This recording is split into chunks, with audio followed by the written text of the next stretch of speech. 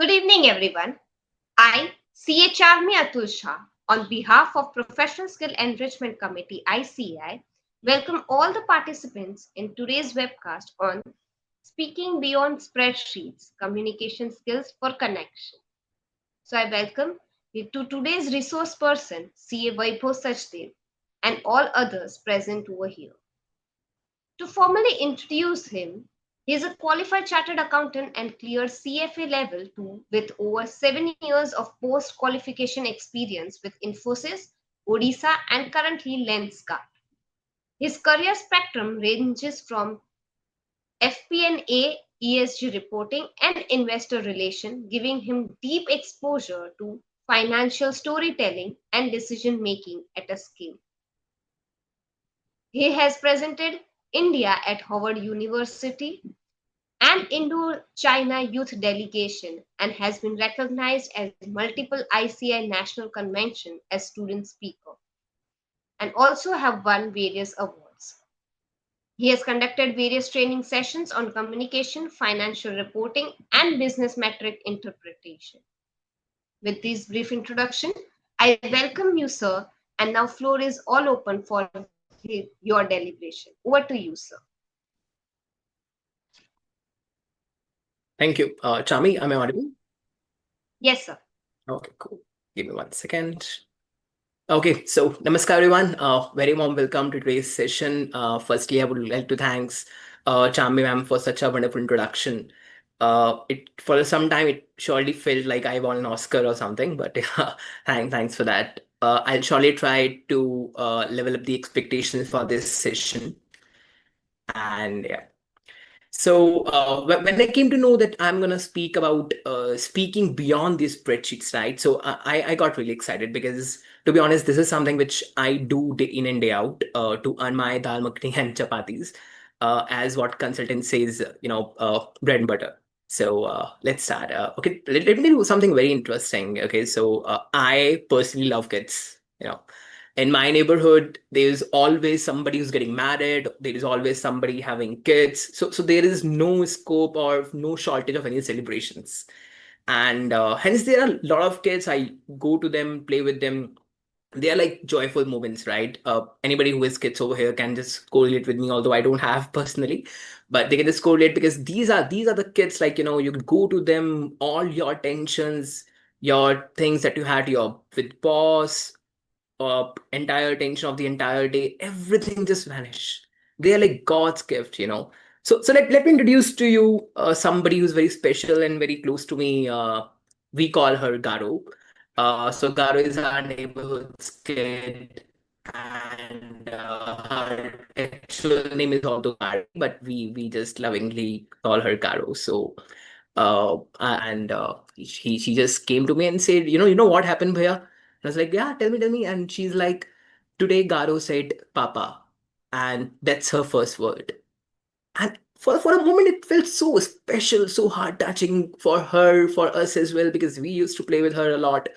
So it's a very profound moment for every parents when their kids speak the first word. And I remember same incident happened when Garo's elder sibling Hitakshi was born, and after a couple of months or years, when she starts speaking, although she said "mama" first. So same time, her mom came to me and told me all those stories. So whenever a kid starts speaking, is always a very very profound and very heartful moment, right? Couple of months passed. I asked Garo's mom, do you remember when the first time, or what's the first word what Garo has actually written, or do you remember that word? Do you remember that time? And she was clueless. Like, she don't remember the first time Garo wrote something, but she vividly remember the date, the time, everything when Garo said something. You know this literally excites and ignites the curiosity inside me, like, why it's happening. Why we so often connected with people, and we have our memories to what has been said to us, not what has been written in somewhere. Let's go little back in history. Okay, just little back, 1.5 lakhs years ago.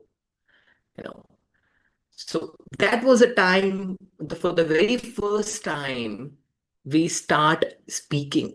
The first level of vocabulary got developed almost 1.5 lakhs years ago. At that point of time, my great grandfather to the power 6,000 was alive. None of us will be there for sure. A lot of time has been lapsed. Almost the first writing which have been found anywhere in the world is around 400 years ago. So it took such a long journey for us to write our first word, but the speaking skills we have, deliberately got it almost 1.5 years ago. I was kidding this to my mom yesterday that what happens. So 5,784 my great grandfathers died without even wrote a single word. Like 1 lakh, 1.5 lakhs versus 504 years ago.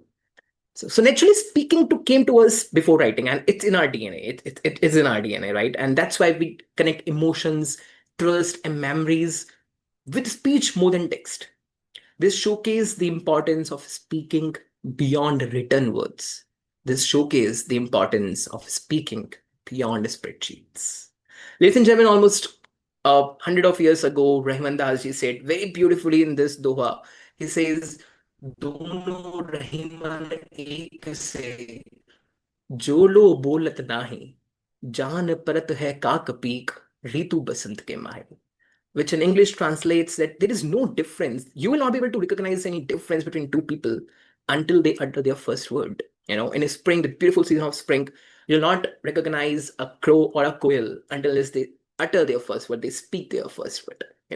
This showcases the importance of speaking beyond the words.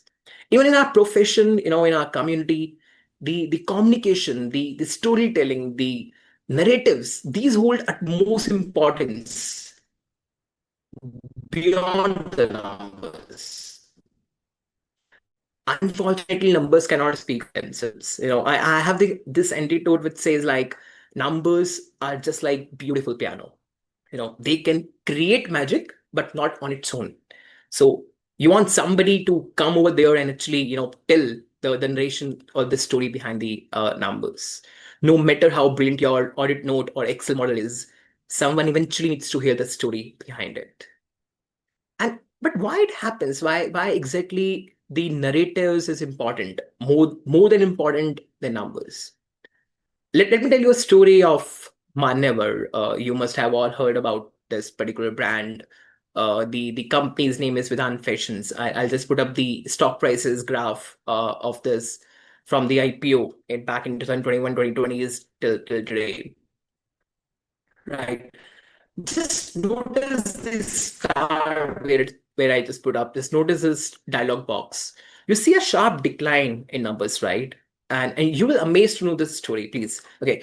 So what happened at the same point of time in almost in 2020-24, the triple SSSG, which is basically same store sales growth, which is a very important factor for retail. So basically, this KPI or this measures that एक दुकान next year कितना कमाती है in very crude language. Okay, so because in retail, it's very easy to increase your revenue, right? For example, if you have one coffee shop, how you will increase your revenue? You can open one more coffee shop. You will open one more coffee shop, right? So your revenue will start increasing, of course, right?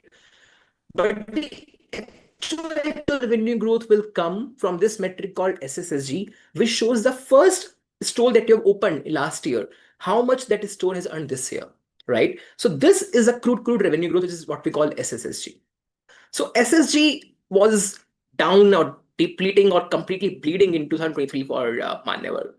And of course, because the SSG was depleting, all the analysts have mentioned that don't buy this stock. Even if you're holding it, sell this stock. Everybody gave negative ratings and the stock starts depleting and bleeding like completely like hell, right?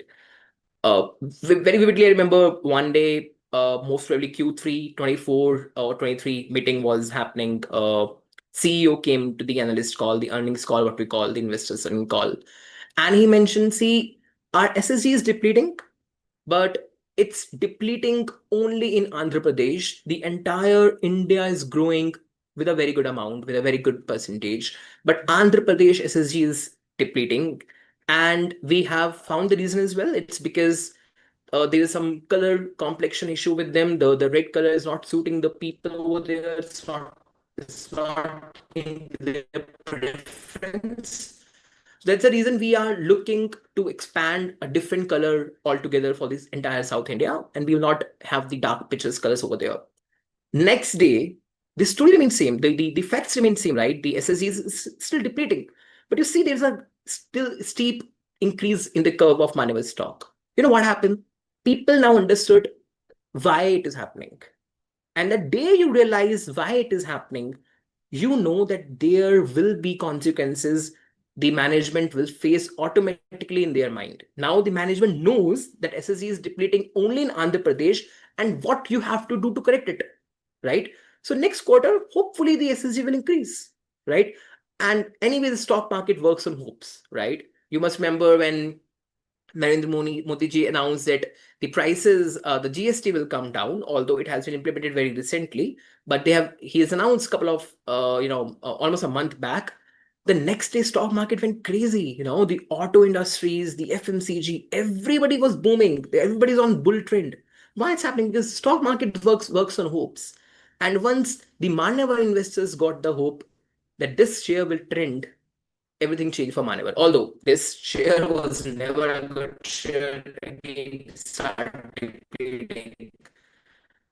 Recommendations here, but yeah, this was the story, of Manevar. So basically, this makes understand that the narrative, the storytelling, this is not a soft skill anymore for us. This is how we are going to earn bread and butter. This is something which is a core financial competency, right? And you only think of it, right? In your normal day-to-day life as well. Think of clients, board meetings, authorities. They don't speak Excel. They speak impact. They speak risk. They speak outcomes. As a practicing CA, for instance, when you are defending a position in a tribunal or a high court, you have already done like 120 pages computation. The authority there is not gonna see on your Excel. They're gonna speak, they're gonna understand why you're making an argument and why that argument makes sense or not. As an industry CA, for instance, right, if you're explaining a forecast and you just say my margin dipped by 5%, nobody is gonna even look at you, right? They know margins get dipped by 5%. You tell us why it happened, right? So you have to say because we invested maybe in new markets, we have to incur new marketing cost. But yeah, because we have invested in new markets, the next quarter we'll get some more revenue, etc. So that's a particular reason of why the margins got dipped. And the next quarter, we are expecting 15% growth, YOY or QOQ. That's clarity. That's connection. For me, storytelling is neither a science nor an art. The most closest I can tell this and give a word to storytelling, it's a craft, right? Storytelling is a craft. And the most closest I can go to even a craft, storytelling for me is just like cooking. Okay. I'm going to tell you why I'm saying it's just like cooking. So I'll tell you the example of my sister. Hopefully, she's not here and she's not listening to me right now. So entire day, either she's busy with her meetings, she works with EY, or she is on TV watching cooking shows. You name it, she has done watching it maybe 5 times. Gordon Ramsay's cooking shows, Ranveer Barar, your Sanjeev Kapoor, your master chef, celebrity, something comes up, right? Every day, every new shows comes up. She has done watching everything. And to be honest, she can't cook anything. I can make better shahi paneer than her, right? Because you can't learn cooking just by seeing. You have to get into it to understand how it's happening. Same like swimming, right? You cannot learn swimming by watching YouTube lectures, right? You have to go inside the swimming pool to learn how you can actually learn swimming, right? Same thing applies to the storytelling as well, right? And do you guys remember the first time you cooked something, right? So I remember, I remember it personally. So I was making, trying to make, egg omelette, and I put the eggs inside the pan, and I was just waiting for it to just, burn. I mean, sorry, not burn, sorry, to cook it a little bit so I can just flip it. Unfortunately, nobody told me that you have to, apply some butter or ghee on pan before putting the eggs. Yeah. Anybody who has made eggs over there, they understand if it's not omelette, egg instead of egg, scrambled egg, but burnt, a scrambled egg. So same thing will happen to you when even your storytelling is happening, right? So the very first time you will do the storytelling, you will understand that this is something which is a massacre for you, which it's gonna be a disaster, to be honest, right? Let me tell you a very small video in the next slide, which will actually showcase you why storytelling is important and why, in fact, we are here to learn. There's a Native American proverb that says, "The one who tells the story rules the world." Stories have the potential to be incredibly powerful. They're able to change how we relate to each other, to change prejudice. So the potential for stories to persuade is staggering. I read this really, really good research paper about these two books, which basically suggested that if you get people to read a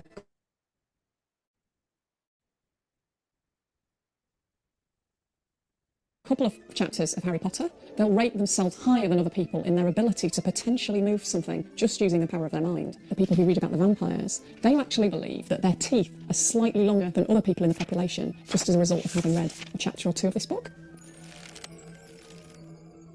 In terms of psychology, there's a few things that stories actually do to us. We get this sense that we're fully immersed in the world that we're reading about. Would you like to come on an adventure? And we start to almost feel as if the things that are happening to them are happening to us.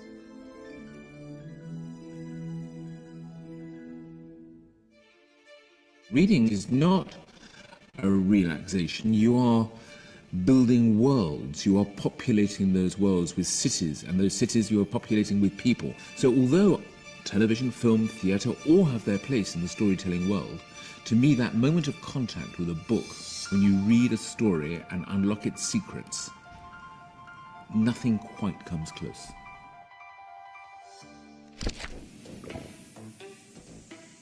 Our research has been on the meaning of individual words. If you read the word jump, for example, you activate those areas that you also activate when you do actually perform the action of jumping. So that would be about here somewhere. The interesting question in this case, of course, is, if you read about somebody else jumping, why should you activate brain areas related to jumping?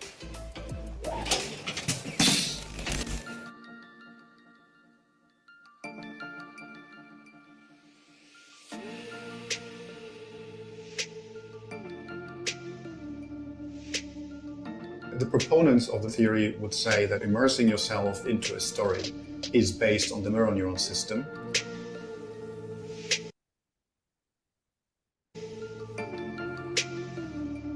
I am convinced that mirror neurons are part of this process, but it can't be the whole story. It's been found that when we connect with people who aren't real but are fictional characters, it forms a sort of social surrogate for us. It's almost like they're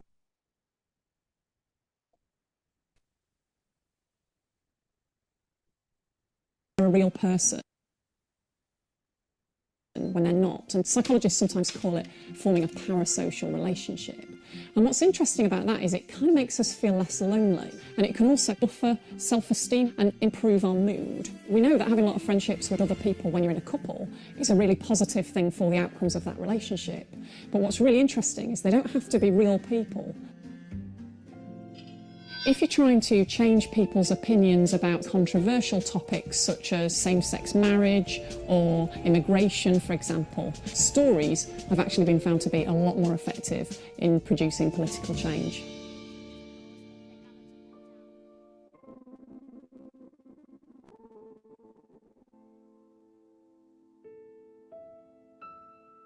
Attitudes towards stigmatised groups could be improved by reading Harry Potter, but only if the person identified with Harry. Children love stories. They always have a story to tell, whether it's about the weekend or what happened in the playground. And it's such an important part of understanding the world around them and understanding themselves.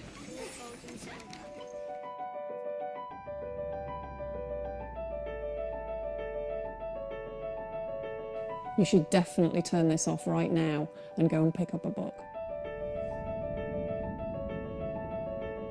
Okay. I hope you guys will not go just now and pick up a book. We can we can wait for it.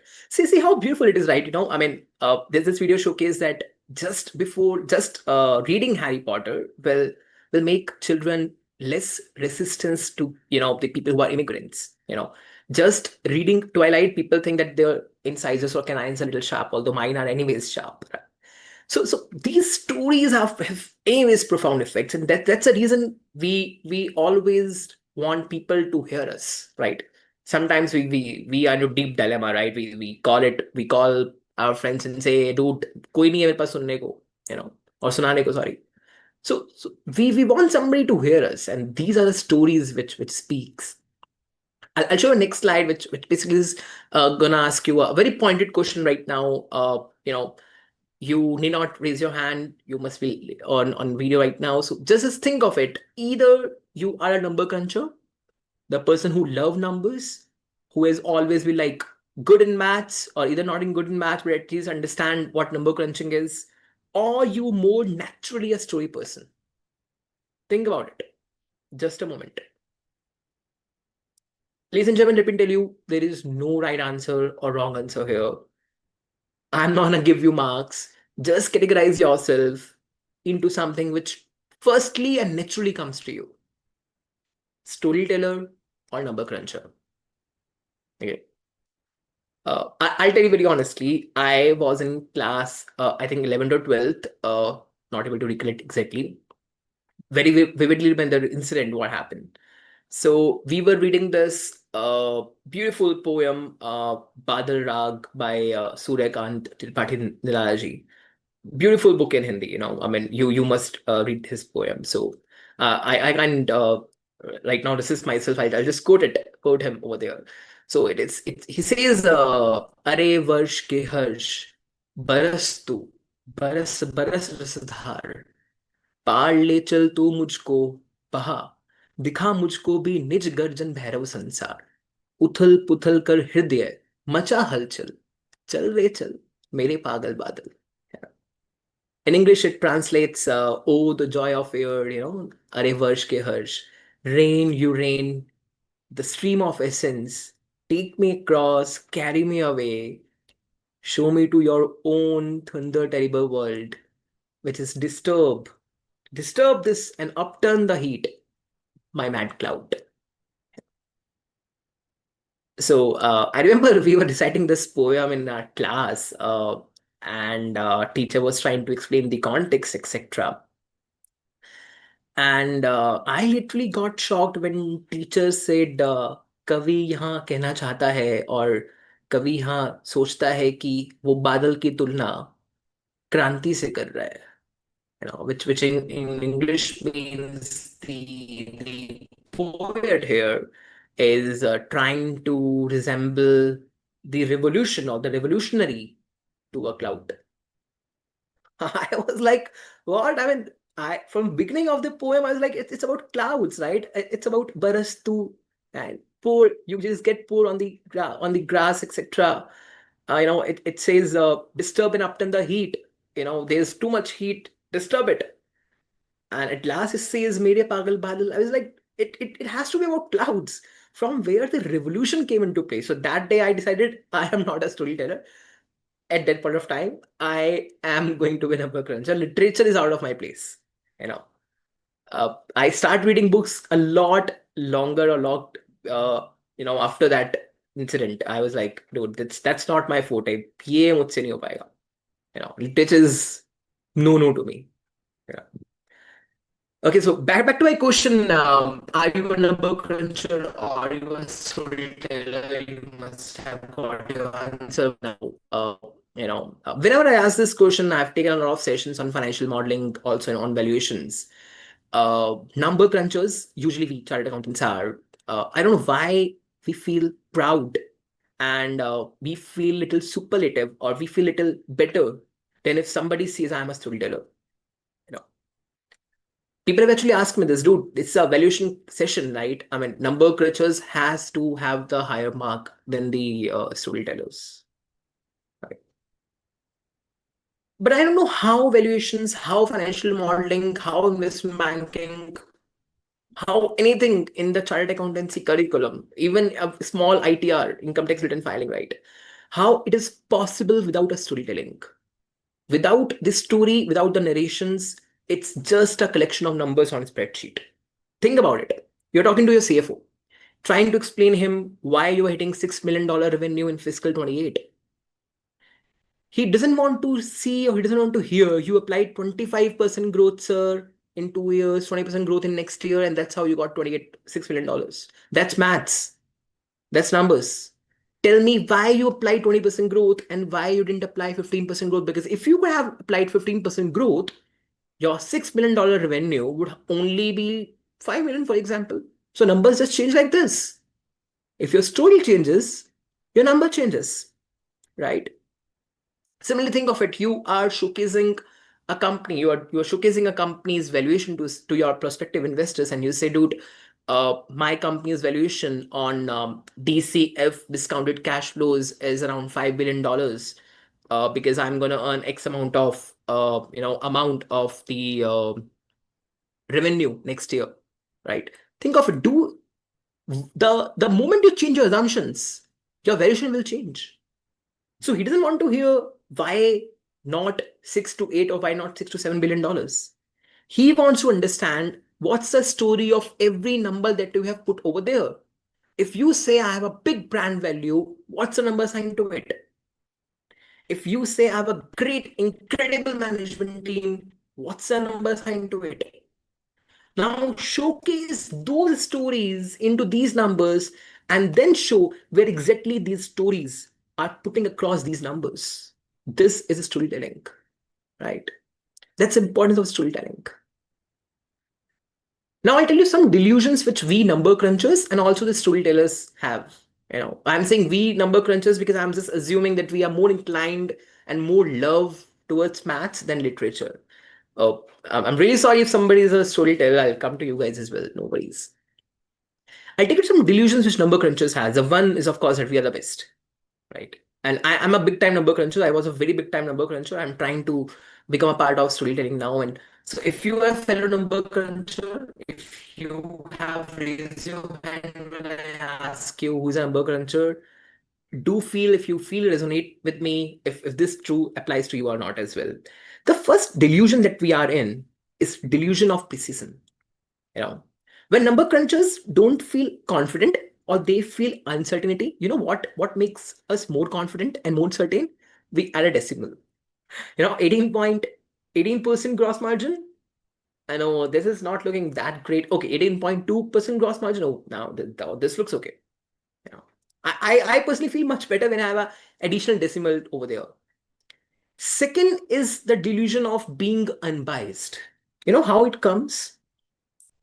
We number crunchers, when have numbers on place in our visibility of eyes, we can see the numbers. We think we are being unbiased. Think of it, you have two companies to compare. One is Infosys, one is TCS, right? I don't know the exact numbers, but let us suppose usually Infosys is like 1 lakh crores of revenue. Let's take 100 rupees revenue for Infosys, hypothetically.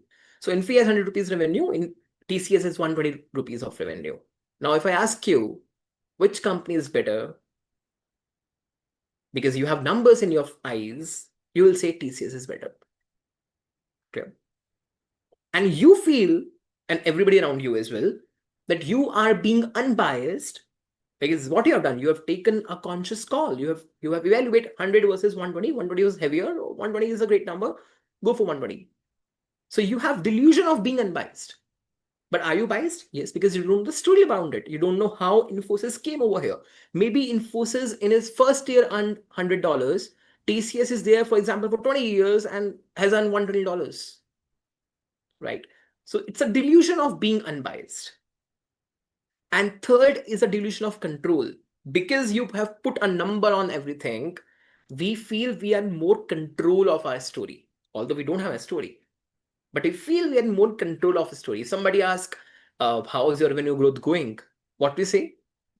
Revenue is going great. I mean, we have earned like 5% YOY this year, or last year was also little dicey, but this year we're gonna earn like at least 20% next quarter.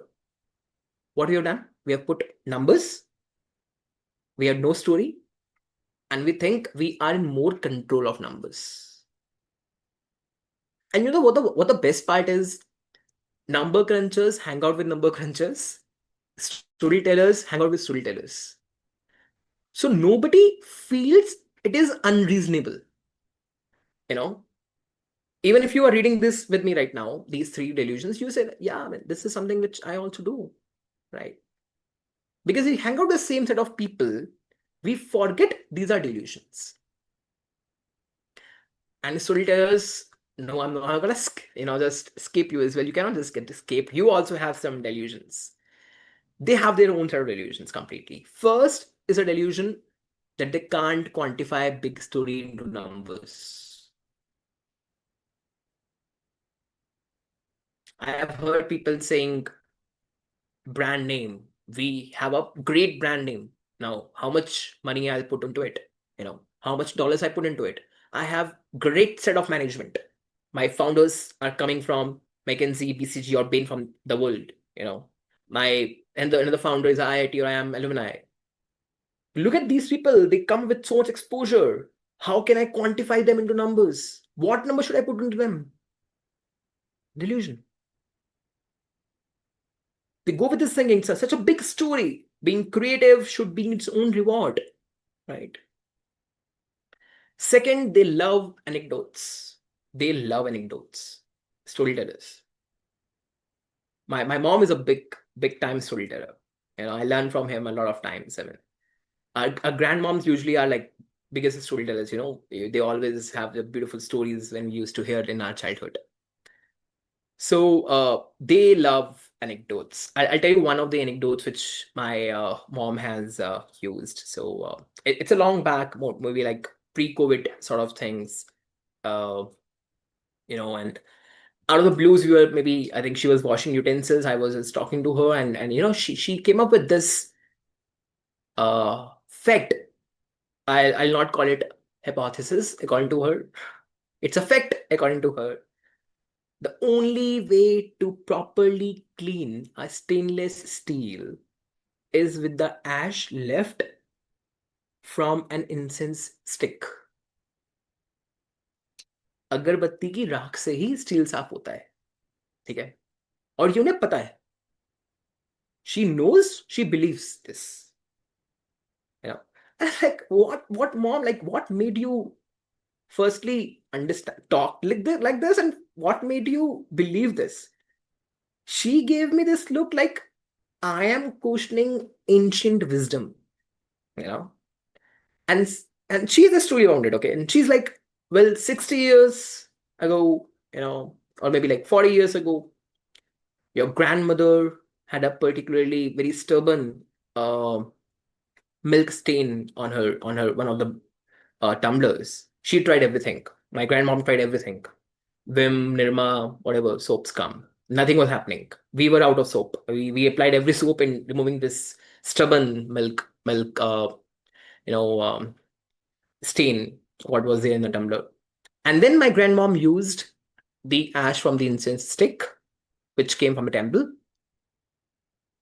And you can imagine what will happen. The stain vanish. And the tumbler was so shiny, you could see your destiny into it. We tried everything, I'll tell you. We tried everything, Webhub. Your grandmother tried everything. The only thing which worked out was that ash from incense stick. And yes, till today, I believe, and it's a true fact, it's not a hypothesis, that stainless steel will only get cleaned only very good by the ash of incense stick. Beautiful story. So storytellers live in these delusions. They understand that's the best way people can hang out around with it. And again, same issue with storytellers as well, because they hang out more with the storytellers. They think it's reasonable. And we also find each other very reasonable. Like we, as a number cruncher, find the other number cruncher very reasonable. Right? These are a couple of delusions which people actually lives in. And but actually numbers bring stories. Stories bring faith. And at last, that faith quantifies numbers, according to me. That's a cycle. That's a true cycle. Numbers bring stories, stories bring faith, and faith bring the numbers back to their position in quantifying numbers. I started my professional career with Infosys in their FP&A domain, financial planning analysis domain, and I used to feel whenever I used to feel any doubt about my variance analysis, what I used to do that point of time was to add one more equation, right? Gross margin is not looking that great. Okay, let's see what exactly is a gross margin, considering percentage of revenue. If marketing cost is not looking that great, let's see what is the marketing cost as a percentage of revenue. Let's see how much marketing cost increase YOY, how much marketing cost increase QOQ, how much marketing cost increase absolute dollar amount. Put more equations. You are not faithing, you're not trusting your numbers. Just do it. Just do simply your, adding more equations over there. But once I felt one day that, dude, I know my numbers. I know the mechanics of FP&A because I'm doing it for a good time. But I don't have faith in the variance analysis I'm doing. Like don't have faith in the actuals versus budget, for example, what I have done. I applied tons of formulas, but have no faith. Knew the mechanics, but had no faith. Let me explain you what I mean by faith. Okay, maybe it's an alien term when it comes to the finance for us, right? So you do a variance analysis, you have a actuals, you have a budget, you do a variance analysis because that's what you do, and that's what your job is, that's what your analysis is. And now you realize that you are just being mechanical because you don't know why something happened actually, right? Why exactly the numbers are talking in such a way? Why the marketing cost was increased? Why it happened? And that why will only bring you faith, right? And believe me, the first time I started doing storytelling, it was just like cooking for me. I tried to make omelette. I end up having the burnt or charcoal felt scrambled eggs. You know. Now I'm gonna tell you how to do storytelling, how to make a narrative. You know. First and foremost thing, guys, trust yourself that you can do this and you are doing it from past births. Okay, a lot of people have this thing in themselves, like, dude, I'm 23, 24, 30 right now, like I have not done storytelling any time in the past. How would I do it now? You are doing it from good time, guys. The only thing you have to do is trust your instincts. Remember how you tell your friends a funny incident? You light up a room with only your conversations and presence. Exactly. I mean, this is a storytelling. You know everything. It's just time to polish your thoughts. I'm not asking you to be a novelist. You are not gonna hear to write stories with metaphors, similes, paratheses, rhyming words. You need not be Shakespeare either, nor you have to be Faiz Ahmad Faiz. You only write to your stories in shortest, crispier way possible. That's it. Second thing which I want you to do is to hold your horses whenever you see the numbers. Being a CA, it's in our blood. We see two P&L, start comparing. This is what happens. We see two stocks, we're like, okay, which one to buy? Tell me what's the revenue? What's the gross margin? How much it went last time? Tell me how it's trading from last 3 or 4 days. What's the technical analysis out of it? We see numbers, we run to it. We don't ask what people they do, what people actually do in their businesses. We don't understand businesses, what's their business is all about. We run for numbers and then try to understand the story after all. Whenever somebody client comes to us, what we do? Start preparing their ITR, their income tax returns, and trying to come to the conclusion like how much income tax you have to pay. Hold your horses, slow down, think what that guy does, right? And this is my favorite slide. Ask and explain why something is there, why it's not there. This is required for you to understand why anything exists. Why, in my perspective, is the biggest question of this world. You can find out answers to all your whats, hows, whens, but why? How this world came to existence? Big Bang Theory. But why this world came to existence? I mean, I don't know. Behind every number, there is a why. And that's the story. Let's take one example, okay? I was talking about the marketing cost in the previous example. Let's take the same example. Marketing cost increased by 5%. That's what? Right? This is what? Marketing cost increased by 5%. Now let's try building a story. You have done two things. You have trust yourself, and you are holding your horses. You are not reached. You have done your analysis, but you are not keep going to the second cost analysis. You are keeping yourself on marketing cost and now analyzing it. Let's try to understand why marketing costs increase. Story. Sales were dipping on number of new stores that we have opened. So we have to increase the marketing cost. Okay. Marketing cost increased by 5%. Why it happened? Because sales were dipping in some of the stores. Why sales were dipping? Sales were dipping because of the less footfall and less conversion on the newer stores. Okay. Less footfall means less people are coming. Less conversion means people are coming, but they are not buying. Okay. Why less footfall? Less footfall is there because the people in that locality are not even aware that the new stores have been open. Okay, that's very great. Did you find your story for marketing cost? Why marketing cost increased by 5%? Because you have opened the stores in new localities and people are not aware about your new stores. So you have to incur some marketing cost to increase the footfall, which will ultimately increase your revenue and stabilize your marketing cost.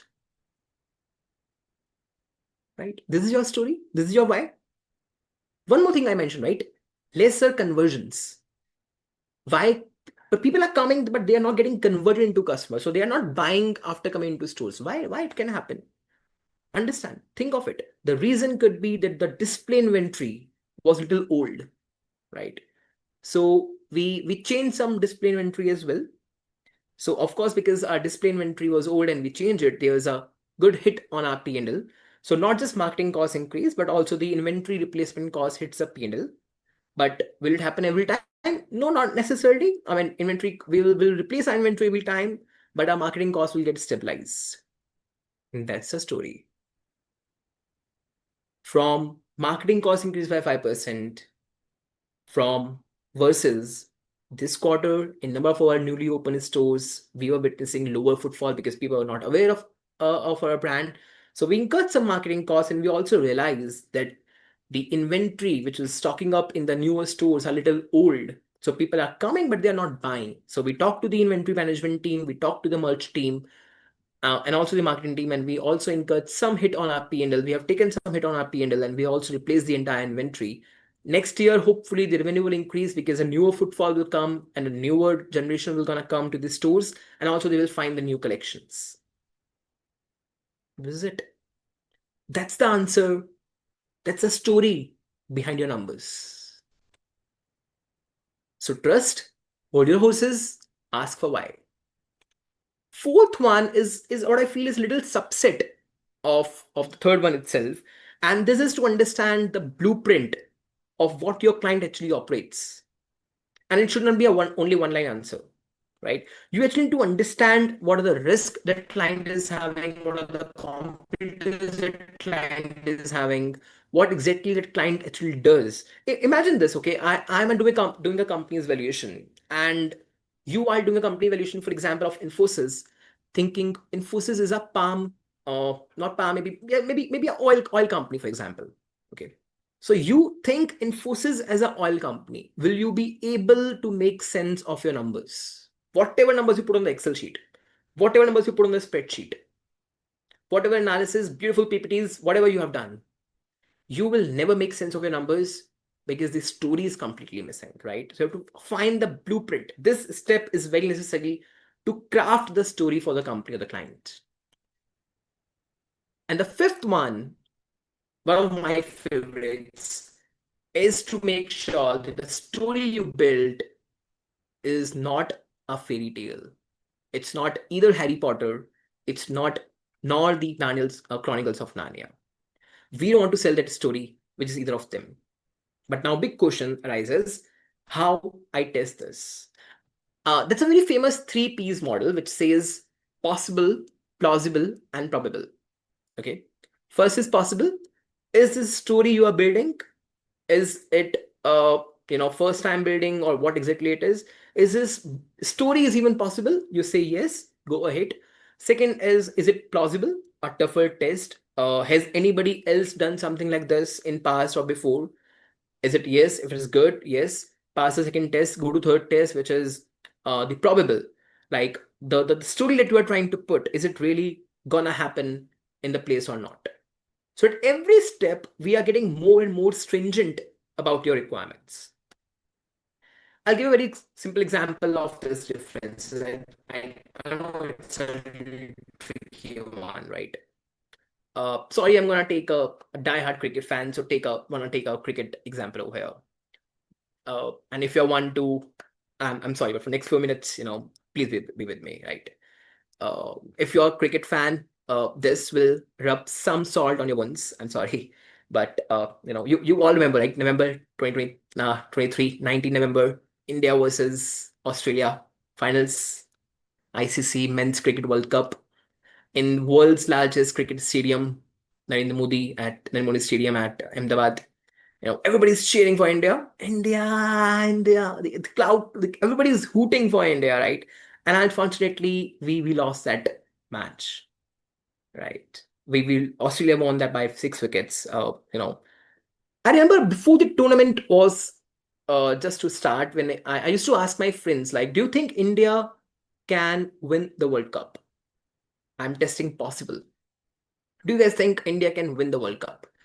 And everybody's like, yeah, of course, dude. Like, why not? India will win the World Cup. There is no other doubt. Like, there is no other team which is going over crazy of India. India's like, team which is one of the best teams around in ODI cricket. Why will India not win the World Cup? When I ask possible, they say yes, it is possible. I go little deep dive, right? I go little.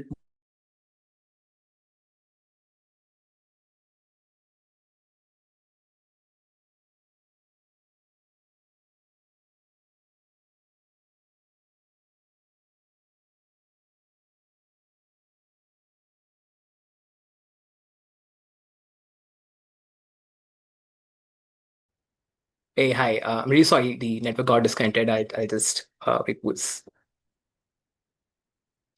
okay. So okay, really sorry guys for the interruption. I think some network tech lagging happened. So yeah, I'm back. So yeah, we are talking about the India World Cup, right? So this is really important. So now let's come to the second and sixth most important thing. And last step is very painful, to be honest, but the step you have to go through anyways. So is basically to understand, to see, to tell your story. Who knows nothing about your story, right? It's very difficult to see. This is the most painful step. Why I'm going to say this? Because here you will see a lot of criticism, right? You will see a lot of pushback. You will imagine telling your assessing officer the story of about how to tell your kids how you guys gonna make a spaceship, right? Or maybe what space. Now that's the most fun part as well, interesting and difficult part both. If you tell someone who is just like you, they will only praise you, right? They will have everything to praise you, like, okay, things are very great, things are doing great. But when you tell somebody to something to somebody who is not as same as you, he will basically give you more good feedback. And believe me, guys, if you do the 6 steps, trust yourself, relax and chill, because you are trained as a number guy. Answer to why. Understand or find the blueprint. Test on your 3Ps model: possible, plausible, and probable. And lastly, take feedback. If you do all this, your numbers are not numbers on a spreadsheet, but a story which can speak on its own. right? I'll tell you something about the very famous McKinsey associate consultant, the ex-consultant Barbara Minto, who wrote this book called The Pyramid Principle. In her book, The Pyramid Principle, she has used this analogy called SQA, which basically says you have to find the situation, the complication, the question, and then at last you have to answer. So for example, anything you can frame in this scenario. So for example, situation. Situation is until last year, the company's gross margin was stable at 45%. That's a situation. Let's talk about the complication. However, this year, the margins dropped slightly to 38%. That's a complication. So what's the question over here? Why exactly margins dipped? An answer, A, is basically the story. Our analysis shows a sharp increase in input costs and discounts, which weren't offset by the price increase. And the solution we are also trying to find out is to renegotiate the vendor contracts and rationalize SKUs. That's the answer. So you got the situation, you had complication, you got the question, and here's your answer, right? Look at this Times of India articles back in 2005, very recent article. And this says the most finance bosses exit in 2 years. And if you read this article little lower, you'll find out that 125 CFOs exit only in 3 months of joining their new company. And you know what was the reason behind it? It was sharper communication, the lack of sharper communication, and the transparency. And many of those CFOs weren't bad at numbers. They were bad at narratives. Because a number goes wrong, it's fixable. But when the storytelling goes wrong, trust breaks. And communication ultimately is all about trust. Right? One more technique, what you can use to frame your storytelling is called what, so what, and now what technique, right? So what? Revenue declined by 8% this quarter. So what? Now explain this entire implication. It's below the industry growth, signaling potential loss in the market share. Now what? Now what's the future intake about it, right? So we are launching a retention offer. We are going for the buy one get one sort of offers, which will ultimately increase my revenue. This single habit of not stopping at what, going to so what, and now what is the difference between a presenter and being a communicator. And trust me when I'm saying this, I'm nowhere diluting the powers that number have, ladies and gentlemen, right? It's a very famous meme on Instagram, which I found a couple of days back. So this basically says, FP&A manager was trying to explain a 15% dip in the overshooting the budget of raw materials. It went 15% ahead, and then FP&A manager has the entire great story, and she was like, it was basically because our supply came usually from the disruption in Southeast Asia, and that's the reason the entire supply chain is disrupted and our costs are increasing. And we have done some analysis. Next quarter, we will decrease the sensitivity on the Southeast Asia, and our raw material costs will dip little down, and it will come back to the numbers which are in budget. Suddenly, a guy stood up and he's like, you know what? I forgot to refresh the pivots. And once he refreshed the pivots, what the FP&A manager was showcasing the story, which was of 15% overshooting the budget in raw material cost. It is vice versa. The cost was actually 8% lower than the budgeted cost. It was saving accordingly. So the entire story got flipped. So it's not always the why, but you should be always trustworthy with your buts, but you also your why something happened. What are the numbers you're showcasing over there, right? Now talk about Daniel Kahneman, the guy who has talked about this, like humans are not wired for numbers. They are wired for stories. Okay. Let's go back to understand this. This is some coordinates, some random coordinates, right? And you will not make anything out of it. But when I apply some story for these coordinates, you are standing right in front of India Gate. Suddenly, it means something. That's the magic of narratives. They turn coordinates into destination. Let's come to the second topic of the day, which is basically, so far you have learned like how numbers turn into stories. Let's refine our storytelling more and a bit more and make it more catchy and audience oriented. So, a couple of days back, I was having some sort of fever, tomorrow I have a very big meeting with the one of the biggest houses, mutual fund houses of the India. So I was like, okay, let me go back to a medical store and take some medicine. So I went to the medical store and I was like, can you give me some C8H9NO2, like a couple of doses for that? That guy was like, what are you asking for, dude? Like, is it a drug or something? I was like, yeah, it's a over-the-counter drug. It's a OTC medicine. You can give me without prescription. It's completely okay. And he's like, we don't sell all this. I was like, okay, I think it was my bad. I didn't tell you what exactly I want. So I was like, okay, give me some N4 hydroxynityl ethanamide. He's like, भैया एक chemical की shop नहीं है, pharmacy की shop है, वहां जाके लो. Right? I was like, it's not chemical, right?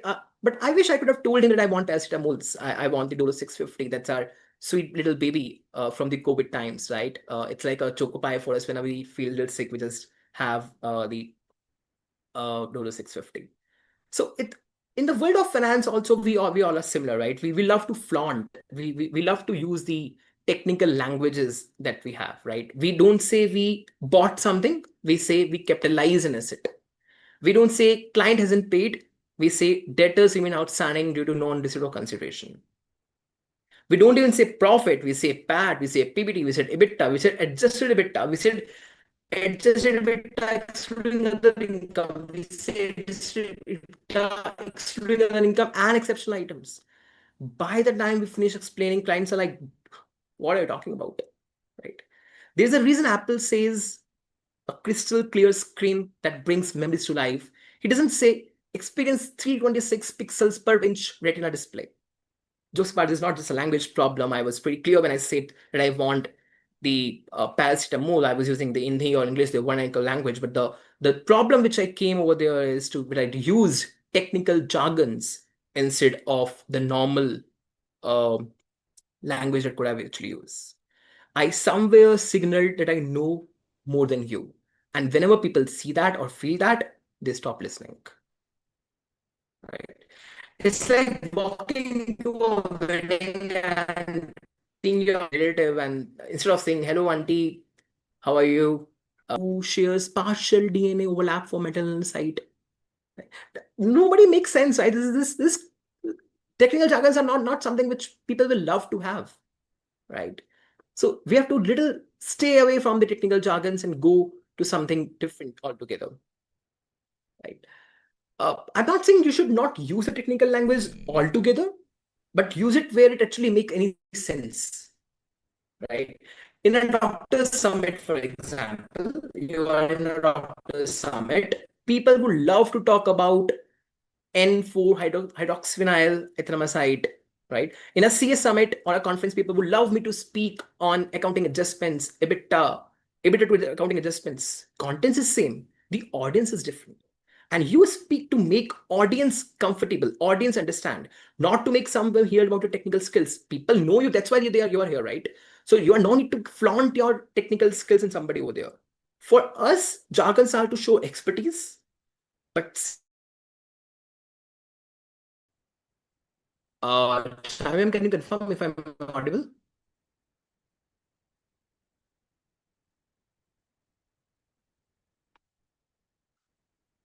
Okay.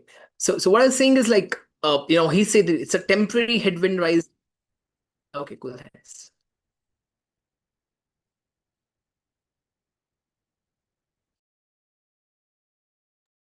It's a temporary headwind rising of transitory investments due to recalibration of trade channel efficiencies. Nobody made a sense out of it. Nobody actually understood what exactly this guy was trying to say. Right? Next day, the company reports profit. People have reported that companies profit gone for the toss. They went for the temporary headwind adjustments. He could have just said that we sold more this quarter, but at slightly lower margins because we were closing old stock. Profits will be best next quarter. So the only incident over here is to keep the entire thing simple, right? That's the difference. That's the difference which makes you trust somebody and make people more confused about you. right? Let me tell you one more example. 2022, Meta, in their earnings call, have just mentioned that there is some softness in the advertiser demand in the entire thing. And you know what happened next day? The share crashed 25%. All the market earnings around $318 billion completely wiped out. You know why? Because the Zuckerberg has mentioned something which was not over there. He has made up a story. He's not very clear. FMCG company. He was presenting the quarterly results, and his slide he mentioned like EBITDA margins contracted by 200 bips due to portfolio premiumization. Now premiumization sounds very fancy, like something great just happened. But what it actually meant was they start pushing their expensive products, and people just didn't buy them. So when an analyst asks, so basically, sir, sales of your new lines are weak. He replied, we are witnessing an evolving consumer preference trajectory. The next day's headline, CFO blames consumer preference trajectory for margin fall. This story became the joke. And sometimes it's not even what you say, it's about how you say it, right? So all these things very much matter because you have to showcase how the storytelling can make you feel crazy. So whether you're talking to your team, to your investors, clarity over always wins over complexity. We often think being impressive means using big words, but in reality, being impressive means being understood. Albert Einstein once said, if you can't explain it simply, you don't understand it well enough. And I literally mean it. Like this is something which is very much there, right? Is and you say, we're gonna defer your revenue recognition due to accrual mismatch. Client says, भैया मेरा पैसा कब आएगा ये बताओ, right? Now try saying this instead. So we will not show your income next one because actually we are going, the sales is not complete yet, right? Same message, but it understood, remembered and trusted. That is the art of simplification. Not dumbing down, but actually make people understand what exactly it is, right? One more anecdote which is over here is that it says about the Harvard, it says the best leader translate complexity into clarity. Simplicity is not lack of intelligence, it's proof of it, right? And this is not something which I am saying or I'm manifesting over there. This is something which is coming down from the Harvard Business Review. It's a Harvard Business Review, why simplicity is a strategy. It got published in 2024. And this says the best leaders are those people who translates complex problems into very simple scenarios, right? I'll show a very quick video showcasing how people take different meanings at different occasions due to the level of understanding between a speaker versus audience, right?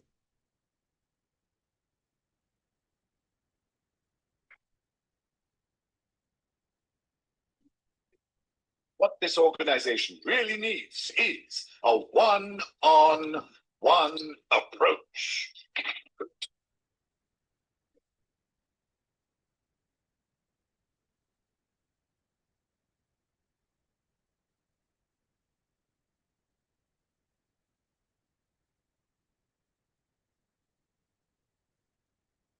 Easy. Actually, what this organization really needs is repositioning. That means that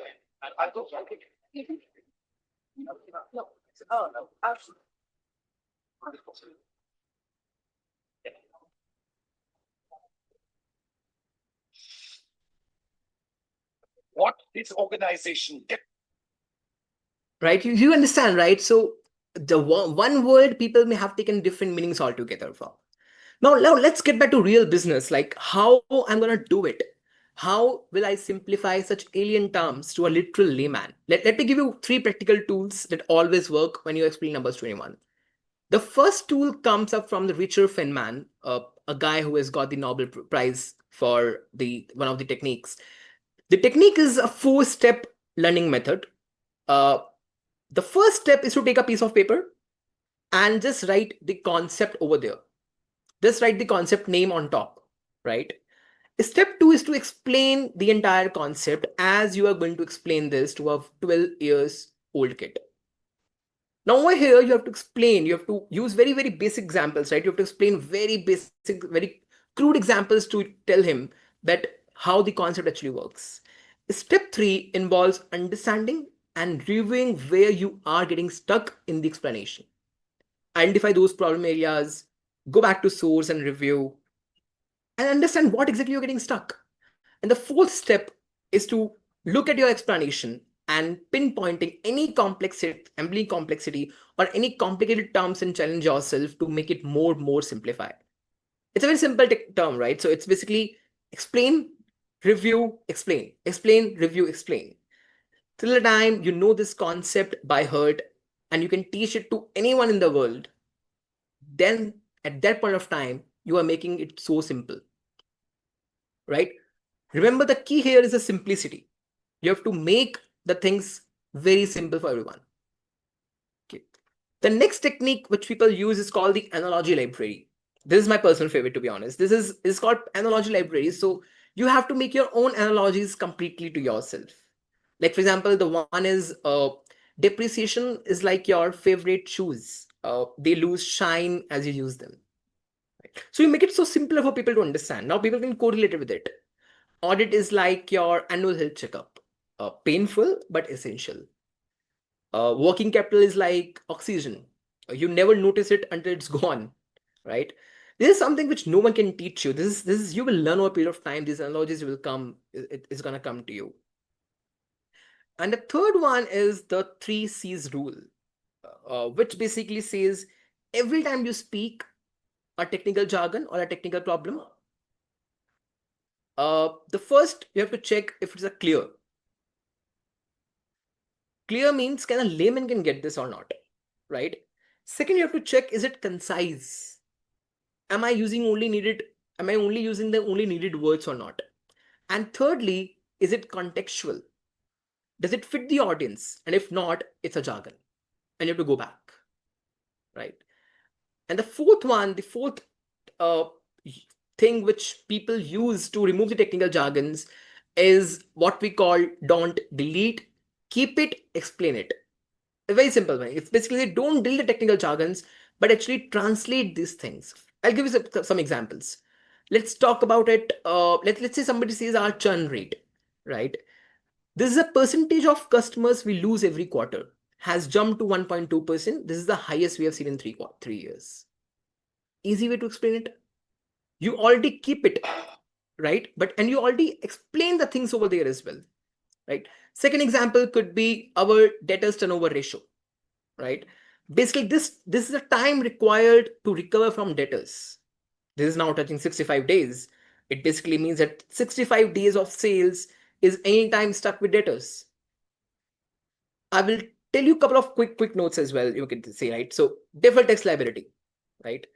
Tax will pay later on profits. We have already shown now, right? Inventory obsolescence provision, money kept aside for goods that might never sell. See how it feels, right? You just translate instead of impress. And one very classic example which people have used is in the next slide, which is only showcase, is the Shark Tank India. Remember, after every technical word like CAC or PAT or PBT, the sharks used to, move towards the camera and start explaining this, right? If you don't remember, we have a just very quick video in the next slide, which will showcase how Shark Tank was using the technical words. So they were using technical words, but then explaining it at the same time. A video for you guys. तो gross और margin का मतलब है हर extra product जब आप बेचते हैं तो आपकी जेब में कितना बचता है. मतलब अगर आपने 100 रुपए की, इसमें आप लोन पे पैसा उठाते हैं और आप एक ब्याज चुकाते हैं और एक सर्टेन पीरियड के बाद वो पैसा वापस भी करते हैं. तो 2 तरीके के पैसे हैं, इक्विटी और date. right? So over here you see like how Shark Tank is making technical concepts in very small and precise manner, right? So next time you are speaking to somebody, you are speaking to a client, you are speaking or explaining a notice, writing an audit comment, ask yourself, will this sentence help my listener understand or make them Google? Time you simplify, you're not reducing your brilliance, you are amplifying your impact. The power of your communication lies not in how, and if someone ever says, but finance is complicated, you can proudly say, no, finance is logical. It's our own language that complicates it. Because communication without clarity is just noise. And we aren't here to do that. Right. So now we have learned, boys and girls, ladies and gentlemen, we have decoded how to give narrative to numbers. You have decoded what you're going to speak about. You, in fact, have tested your story, right? You have your narratives to make sure you're going to start on stage and bang on. You are the star. Stage here could be anything, your boardroom, your webinar, your presentation, anything, right? Now imagine this with me, right? Stage is set, your name is announced as a keynote speaker. Audience is cheering for you. All eyes are on you. All dark in that big auditorium. One spotlight on you. It's your moment. It's your moment to shine. But at the same time, your hands are sweating. Your heartbeat is increased. You know, while talking about this stage, I'm still facing it. Like my heart is like start racing, and some sort of nervousness, excitement, invisible for the stage feel like a leap of faith, leap of unknown. Are you also kind of familiar with this force? If yes, let me tell you, you are not alone. You are not alone over here. You are human, and it's very normal for you to feel this fear. What we call this is a stage fear. Right. And you'll be surprised to know, and I'm not amplifying any facts. This is literally quoting from the Book of List published in 1977 by Associates. According to which the top 14 words, I'm reading it clean, one by one, is escalators, elevators, darkness, driving, go back, it's deep water, financial problems, heights, and at the top it is speaking before a group. Think of this, like the topmost fear people have is speaking before a group, right? So you're not alone if you have any sort of stage fear. 75% of people fear public speaking more than death. Even top executives say this, right?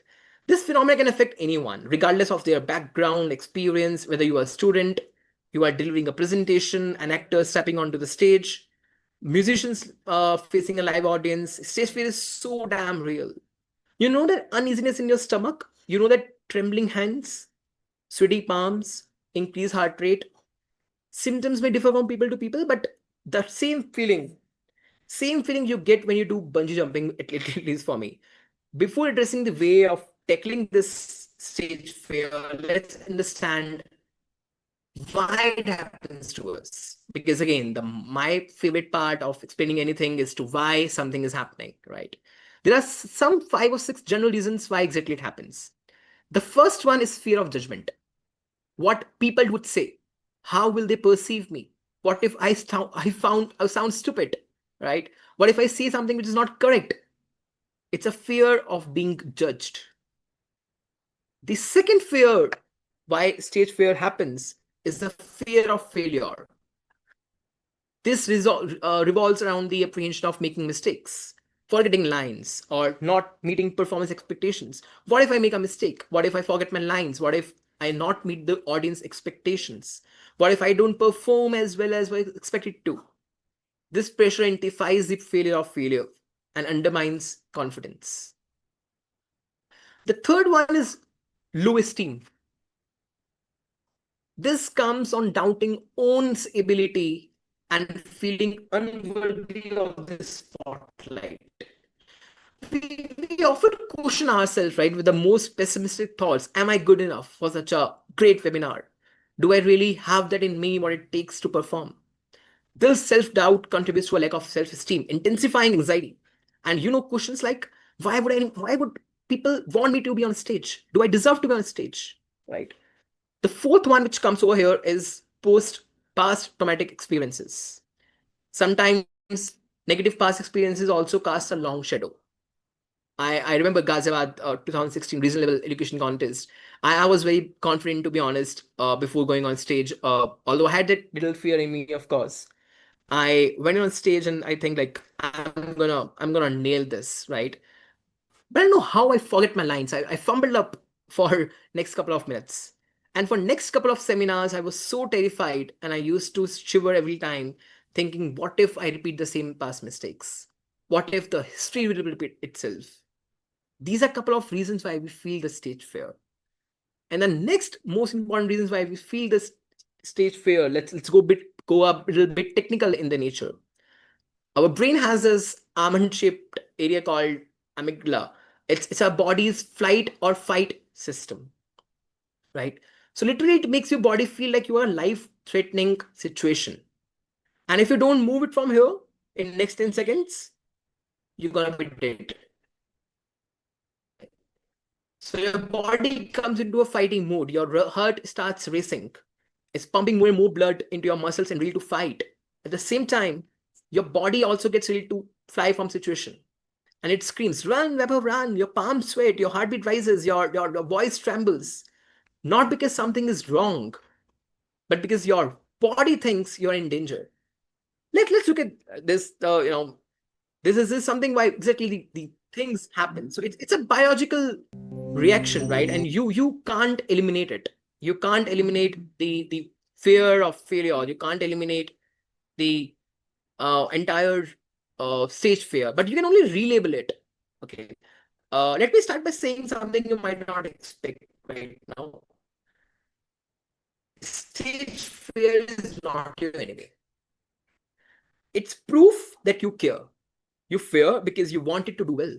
You fear because you want to be respected. You fear because you don't want to sound stupid in front of 500 or 600 people. That's not weakness. That's self-awareness. Even the best feel it. Warren Buffett said he was terrified of public speaking till his mid-20s. Our own Amitabh Bachchan confessed that still today, when he go to the KBC stage, which is ruling the same stage from last 10 decades, right? Even today, he feels the tiny pinch of nervousness. So if they can feel it, if Warren Buffett can feel it, if Amitabh Bachchan can feel it, so can we. We all are human citizens in German, and we have all the rights to feel the stage fear. The only way to get rid of it is to make you understand that this is not nervousness and I'm doing it right. Right. That's a ground rule of overcoming the stage fear.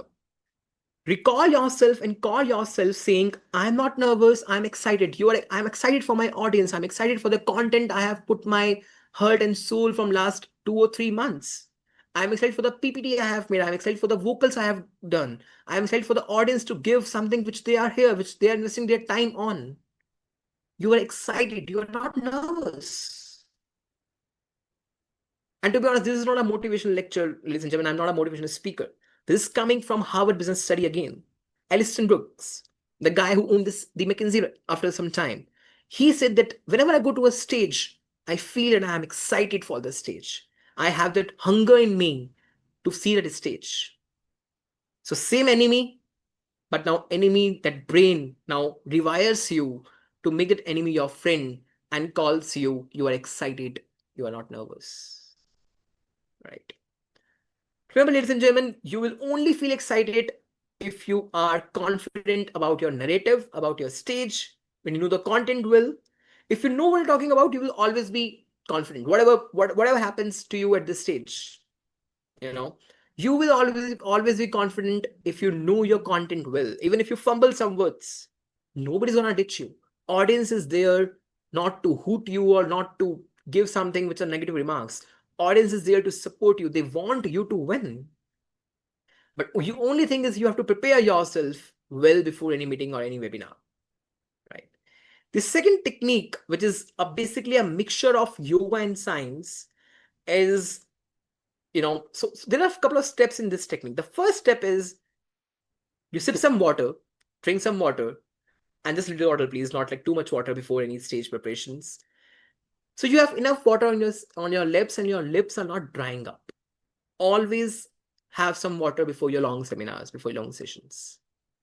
Second step is to stand tall, like just like this, hands on hips, smile, and feel that this day is going to be all day. You have to believe yourself that everything what happens will be good for you, right? Again, this is not my analysis, this is not my studies, this is again coming from Harvard Business Studies, right? The third step is what we call 4-4-4 technique, and it's called box breathing. How it happens? You first exhale for 4 seconds. So your lungs are completely out of your nitrogen. You have only nothing in your lungs. You just exhale for 4 seconds. Then inhale for 4 seconds. And then keep the breath same level for 4 seconds. So you have to exhale first, inhale, and hold for 4 seconds. Exhale, inhale, hold. 4-4-4. That's called box breathing. What exactly happened on this side is that when you do a box breathing, your body now feels that dude, just now he is into fight mode, right? Because your brain was saying you are going to die because of on stage. Suddenly your body is saying, dude, he's so relaxed, right? Because you're doing box breathing. So same time, the body starts pampering down, your body starts calming down. Now you not feel that nervousness in you, right? So this technique is gonna fight your flight and fight mechanism. Because earlier you were thinking you were in life-threatening situation, but now you are relaxing, you are keeping yourself calm, and everything is happening fine. This basically gives you the signal to your brain that, boss, all is well. Whatever happen, whatever will happen, but all is well. You will do crazy, right? This stimulates your vagus nerve technically, which goes from your brain to your abdomen and sends a very calming signal to your brain, Chachu, all is well. Try it anytime before your next meeting, before your next seminar. Try it. It feels very different, right? The third one is what we call the micro practice. This basically says you take 90 seconds. It hardly takes 90 seconds. You revise your first 3 minutes of your speech n number of times. So you're not revising your content. You're not practicing your content. You are practicing your entry, because once you start well, fear has no room to enter, right? And the fourth, which may sound funny to you, funny to a couple of you, is what I call respect the tech. Because always there'll be certain things which are not in your control, which you can't do anything. You may fumble on stage, you may forget some lines, and you can't do anything in any time in your future, right? But there are certain things which you can keep check. Although, to be honest, they may also go wrong any day. If your day is bad, nothing can happen.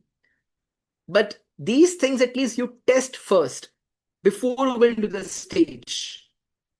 So at least you are ready for the entire seminar, right? People call me silly when I say you always restart your laptop before going to any big meeting. God knows when you will find your laptop into your restart mode, like all those forceful restart mode happens, right? That should not happen with you, right?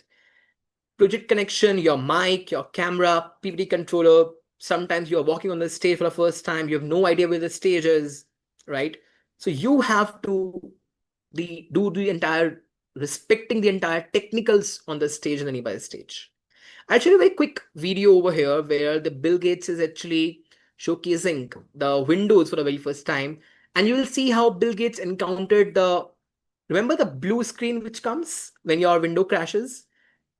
The CEO of Windows got that technical issue on the stage of a live demo. Let's look at this.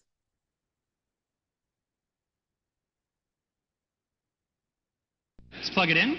It's going to say, hey, I see you plugged in a new device. And it's going to load in the appropriate drivers. You'll notice that this scanner build, whoa.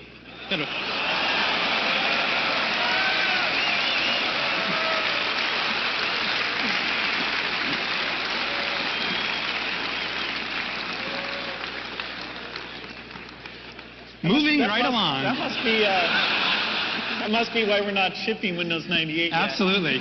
Absolutely. Right. So Windows CEO showcasing the Windows demo, and unfortunately the tech demo fell off onto their mouth. And that's very you know narrative of Bill Gates. He said, "You're not selling Windows so far, right? We have to fix this." Beautiful. I have this technique checklist basically. What I basically do before any big session, before any going to a big session or seminar, I go to stage. Usually, you can do this before the audience comes or maybe during the break times. I call it walking the stage, right? Because once you go to the stage, you should understand where the audience would be, where the entire setup, how it's gonna look. Because let me tell you very honestly, guys, stage looks very different from the audience versus from a speaker's perspective. Visually, I'm saying, not emotionally. Physically, practically, stage looks very different altogether. Secondly, I go to the sound guy and ask him what sort of mic he's gonna give to me. It's gonna be collar mic or it's gonna be standing mic. Because think of it, right? If it's a fixed mic, I cannot move on the stage. Simple, right? So I have to stop myself, restrict myself to the podium. I have to speak. If I call a mic, I can talk to the entire stage. I can go to the entire stage. Thirdly, I check from where the spotlight's gonna be or where the light's gonna be. Sometimes on a stage, let me tell you, these lights are so heavy that you start sweating.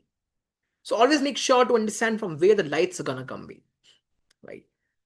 Fourthly, I test the laptop. So basically, you always have to make your laptop restart, understand and see if there is any bug or something is coming up.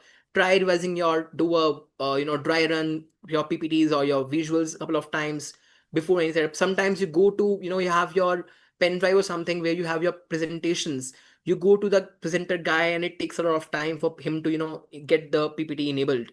So before your presentation, your PPT should be in the computer which you have to operate, and it should be in an offline mode, not on your Google Drive or something, right?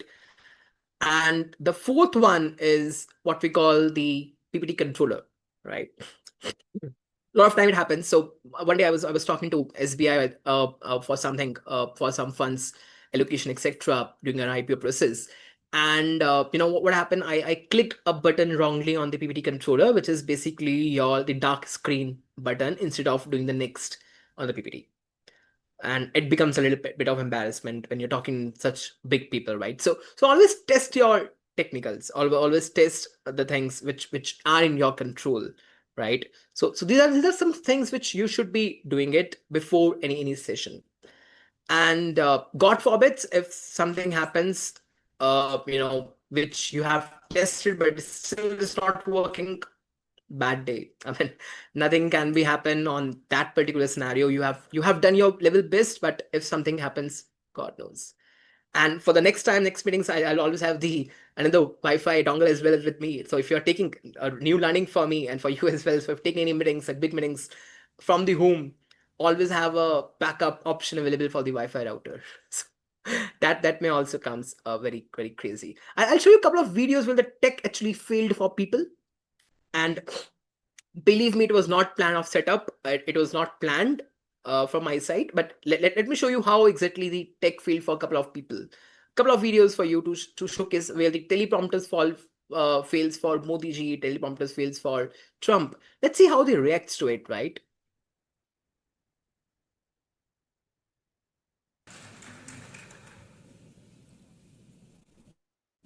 Thank you very much. Very much appreciated.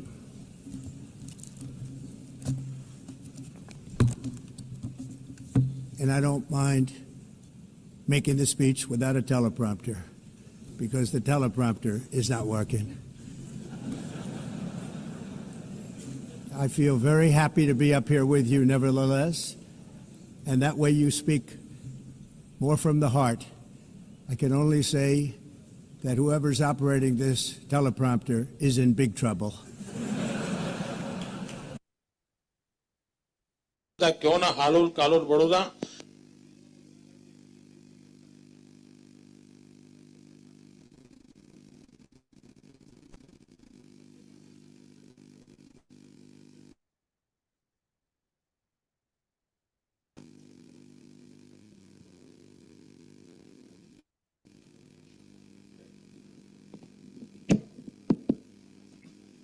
मैं mic वाला का आभारी हूं, क्योंकि वैसे इस कार्यक्रम की कोई खबर नहीं आती, लेकिन अब कल जरूर खबर आएगी।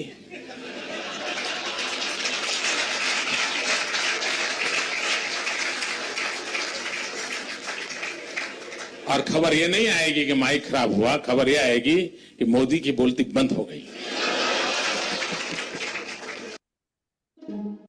Right, so tech happens, guys. I mean, this is something beyond the control of human beings, at least.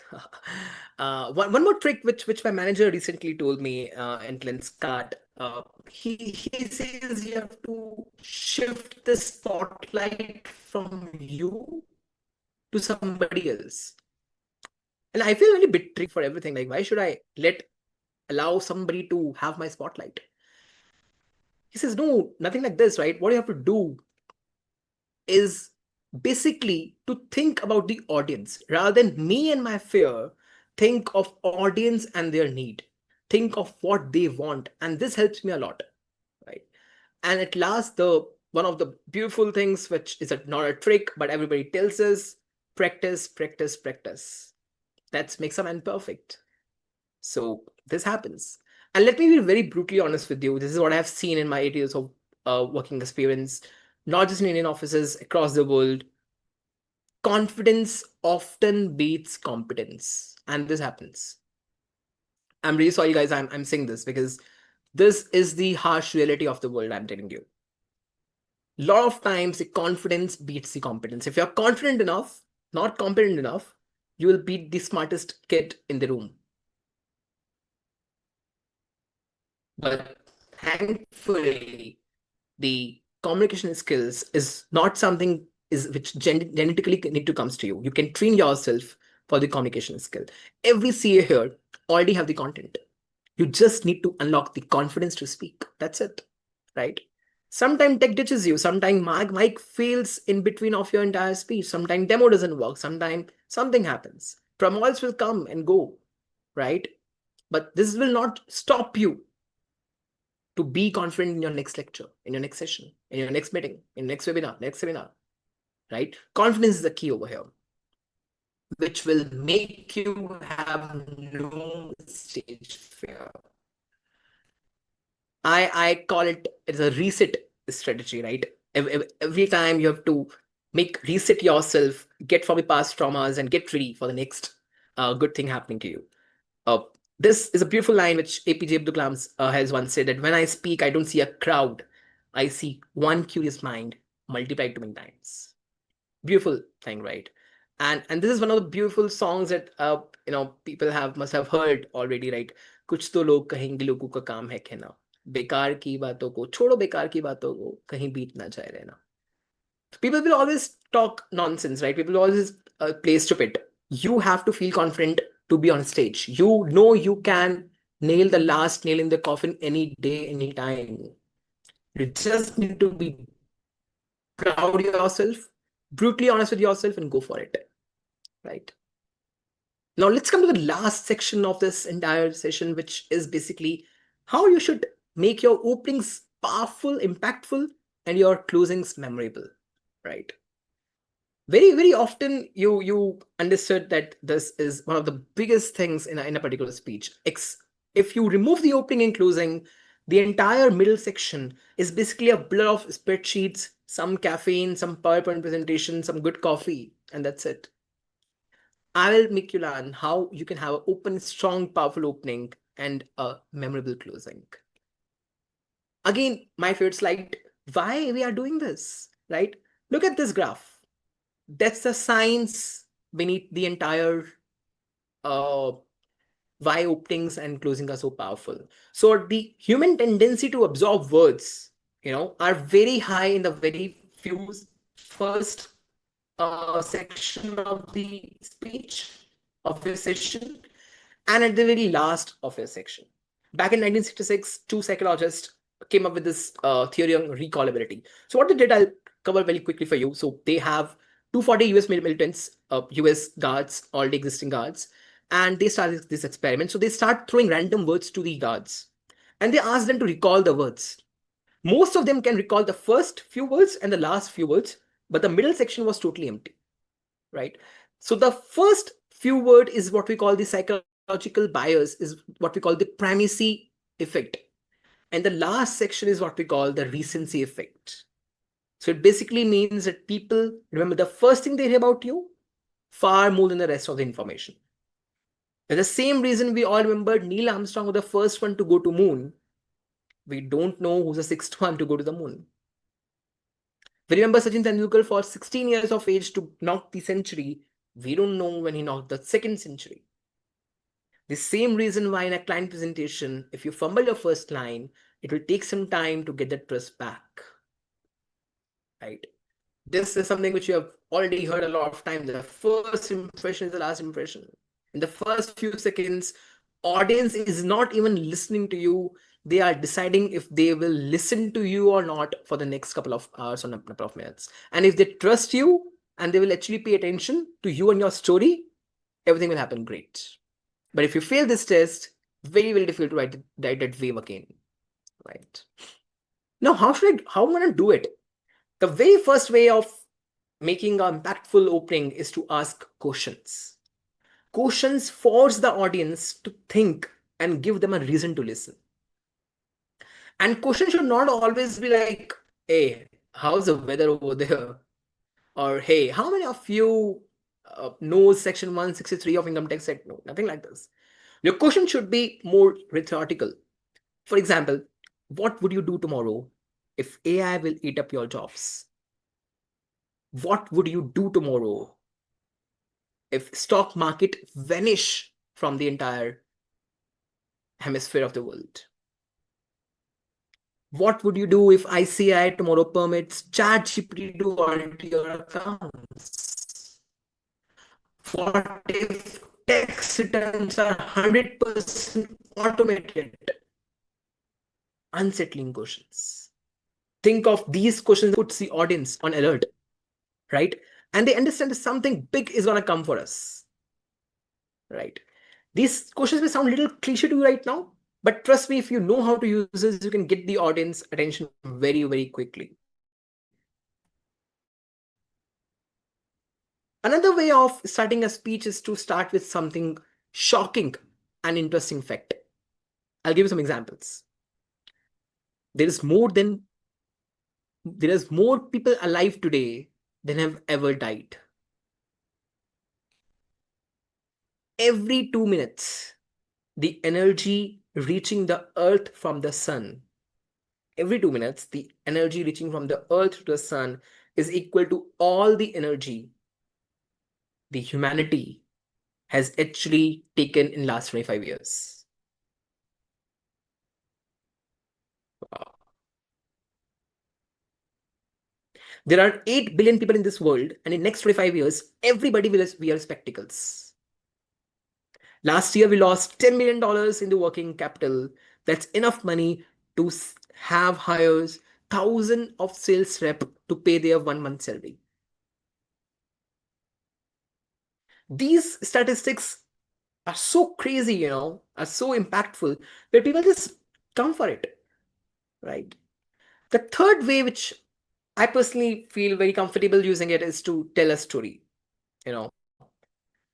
It's one of my personal favorites. Is like an interesting way of starting a speech is to narrate a story. Humans are wired for stories. As you narrate to a small kid, as kids were always wired to listen to the stories, right? So like a once upon a time, this happened, that happened. Your mind quickly gives the attention to the entire story. The fourth one is to use some famous quote or couplets, right? Some dohe maybe, or something like, for example, if you're speaking on friendship, why not to quote Rahim ji and say, Rahiman धागा प्रेम का मत तोड़ो चटकाए टूटे से फिर ना जुड़े और जुड़े गांठ पड़ जाए, right? So why not, if you're speaking on motivation, why not to say that Thomas Alva Edison took 10,000 mistakes to make first bulb, right? When I used to be like in my 20s, Facebook was a thing, and Facebook, everybody used to find these, quotes and couplets everywhere on their status or somewhere like this. So it's very easy to find these couplets. And these days, my parents are doing this on WhatsApp group. So you can find these quotes and couplets anytime. The fifth one is a little tricky, but it's using the newspaper and journals on the stage, right? And sixth one is little, I can say, dangerous to use, because you have to be knowing your audience before using this particular technique, and this is called the humorous opening, right? You can always crack a joke, but make sure your audience understands the joke, and secondly, your audience is well equipped, and you are well equipped with your audience. You know which audience you are talking about, because these days, people are so sensitive that they cannot take jokes on ethnicity, race, caste, religion, right? These are very sensitive topics. You cannot touch upon these topics and say, oh, I was just joking. You cannot say this, right? So for me, if it's basically the 4 C's of 21st century, which you should have of making a speech go crazy. The first is curiosity. The second is contrast, credibility, and connection. Curiosity, that start with something unexpected. Contrast, set the tension aside. Credibility, why you're speaking something, and connection with the audience, right? Couple of mistakes which I personally feel people have done while opening these stages is they start with their LinkedIn autobiography. I am so and so, I worked here and so, I am so. Da, da, da. Dude, okay, so let me be very brutally honest with you. If your introduction was required, it would have already been given. Okay? If your introduction was not required, it is not even required from your side as well. Just say I'm Web of Sachdev and start your speech, start your session, start your meeting. No need to showcase your entire. It's not an interview, right? Nobody's asking you, tell me about yourself, right? Secondly is to make your first slide very, very heavy. Like you put your P&L and say, let's analyze. Very sorry that I'm not ready for this session. I've not prepared yet, but still I'm here for you. Why you're sorry? You should have been prepared, right? It's very awful ways of opening any speech. And as the speech opening is important, I'll tell you the closings are also memorable. And you just know this graph, right? So people understand, people feel the first and the last, right? The one easy technique which I use to close the speech is what we call close the loop. Maybe you have initiated your speech or your session by some story. For example, I've used the Garo story, if you remember, right? The small kid. I remember, the mom came to me and say, she starts speaking. So if I want to end this session with Garo's story, for example, I can say, remember Garo, my sweet little cute neighbor? Just like Garo's first word, your numbers too need a voice. Your numbers too need a story to tell. The first voice will be yours. Be the Garo. So I close the loop. I start from the Garo story and came to the Garo story itself. And humans love completing loops, right? It's the same example which I say, like, the opening and closing are like the beautiful flowers जो आप एक माला में पिरो रहे हो, and माला तभी बनेगी जब आप opening और closing को आराम से touch करवाओगे. That's perfect loop of speaking. Second is to make your audience emotional at the end and leave them over there. They will always remember the emotional endings. Always. Right? Third is what we call the action close. Give something to them, right? Maybe like after this session, next 2 days, you have to make 2 technical words, 2 technical jargons into simplified sentences. Tonight before sleeping, think not to impress, but to understand what audience wants from you. Give an action to audience, right, before ending, and they will always take away those actions. The fourth one is to end with some analogy or metaphors, right? It could be something like, our job is to stop being the engineers hitting the engineer room. So very small metaphors you can also use. The fifth way of ending a speech could be a vision board closing, which is basically because human love vision. Human loves very good future, So maybe you can end the speech like, imagine an organization where financial insights reach decisions before problems do. Imagine audits don't catch mistakes, they prevent mistakes. So you're giving a vision to your audience to end your speech. And the sixth one, which is my personally favorite, is a mic drop moment, which is basically, a statement or a quote or a doha or any couplet, Hindi, Urdu, whatever, English. But after this sentence, there should not be anything. Short sentence but impactful. For example, for this session, you can use like this. If your numbers don't change anything, why you are calculating your numbers? Punchline, right? Calculate punchline, stamp on punchline where now audience knows what to do. They just can be keep quiet and absorb the punchline, right? So with this, I want to end my speech, ladies and gentlemen, with a saying, like saying, "Kali loot lenge, chaman loot lenge," and this is to everyone over here who wants to get attentive to the storytelling of this sessions. कली लूट लेंगे चमन लूट लेंगे ये वतन के रहनुमा वतन लूट लेंगे एक कलम के रखवालो it's to all chartered accountants presenting on this session एक कलम के रखवालो अगर हम सोते रह गए ये वतन के रहनुमा हमें लूट लेंगे and this was my mic drop moment, ladies and gentlemen. Thank you so much for giving your time, for giving your valuable insights. And we started the session saying we are learning to speaking before beyond the spreadsheets. I hope we can now speak beyond the spreadsheets. Thank you. Thank you so much.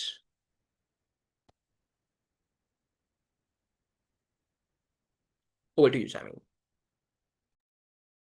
Thank you so much, sir, for the wonderful session. And we do not have any question and answer for the session. So I think you have taken the session very nicely. So all have been clear with their doubts. So thank you so much for the wonderful session. And it has been an honor to be a part of this wonderful webcast on speaking beyond spreadsheet, communication skills for connections, organized by the Professional Skills Enrichment Committee, ICI. So on behalf of the Professional Skill and Enrichment Committee, ICI, we would like to extend our heartfelt gratitude to our speaker, CA Vaibhav Sachdeva, for his enlightening session. And a wild round of applause and thanks to the organizers and the speakers, Professional Skills Enrichment Committee, ICI, and other stakeholders who have made this webcast a memorable one. Finally, we would like to thank all of you who are present here and helping us make this webcast a grand success. Thank you, one and all. Thank you, sir. Thank you, everyone. Thank you.